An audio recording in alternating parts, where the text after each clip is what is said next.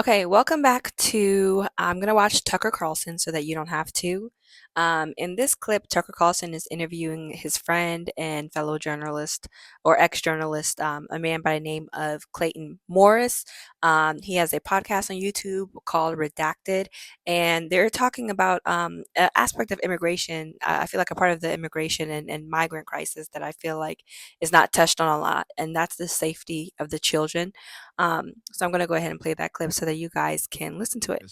It's absolutely terrible. But then when you go even a layer deeper, when there's a whole mechanism protecting these people who are all actively involved in it, in Hollywood, in Washington, D.C., funneling. I mean, again, not to go back to it, but it's all part of this operation with these elites who, when you have these children, for instance, in Guatemala, 197,000 Guatemalan children that were funneled into the United States and were then funneled to be used in the sex trade in the United States. The United States is the largest purveyor of child sex trafficking in the world. The world.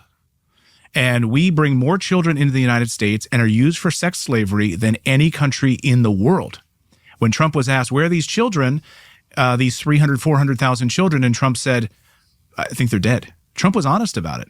They are. They're used and abused and thrown away. And so when you have people like Brigitte Macron who are like groomers of children, it makes sense that they would be protected. It does. And these elite circles. It's incredibly disgusting. Boy, I never thought I would get to a place where I would like nod as somebody said our elites are trafficking children for pedophilia.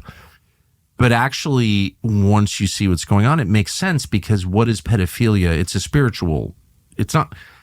I do think that it's more than just a diseased sexual impulse, though. It's clearly that. Yeah. But it's the desire to defile purity.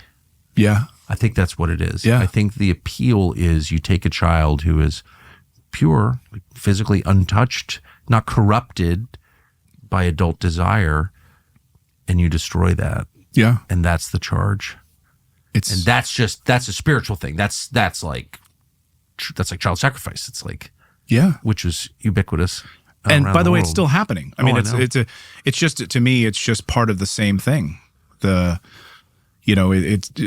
child sex trafficking, and then they're killing off of the children. And I mean, I've spoken to sources who've witnessed it firsthand, who actually used to be a part of it and didn't know they were a part of it, out of Texas, and flying these children from these facilities in Texas in Abbott's backyard to different parts of the country.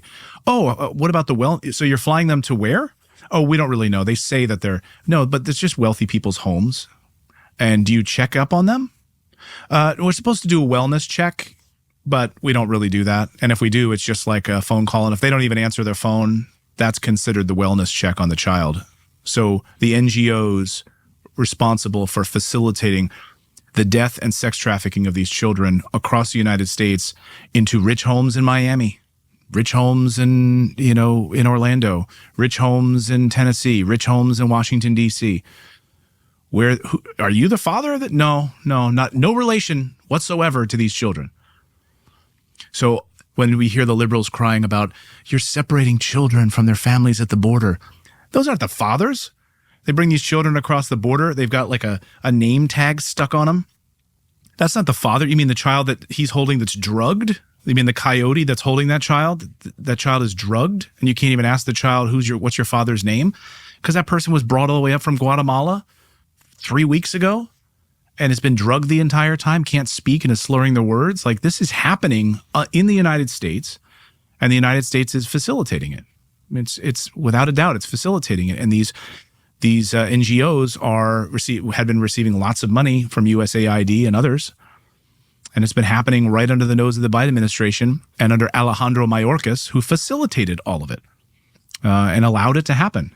And when was confronted about it, told us that our borders were secure. Really? Okay.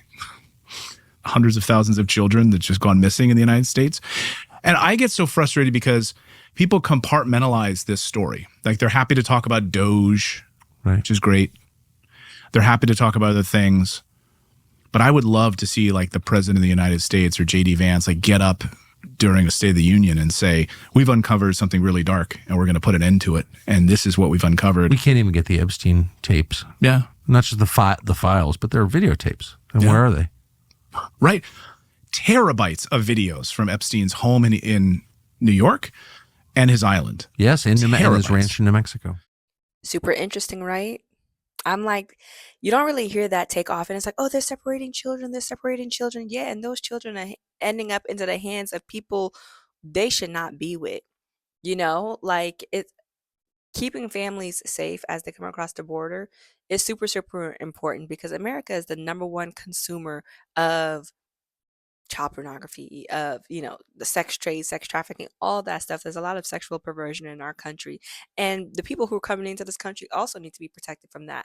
These kids that are ending up in this country unsupervised are not ending up in the hands of loving people, or even ending up in the hands of government agencies that have good intentions for them.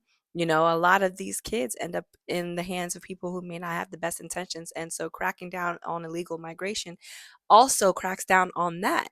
And I feel like that's a part of the conversation that's not had often. And so I'm going to link the full interview. I highly recommend that you go and watch it. They talk about a bunch of different things. I just thought that was one of the more interesting parts. So that's Clayton Morris on Tucker Carlson. And you can find the full description, the full video down in the description.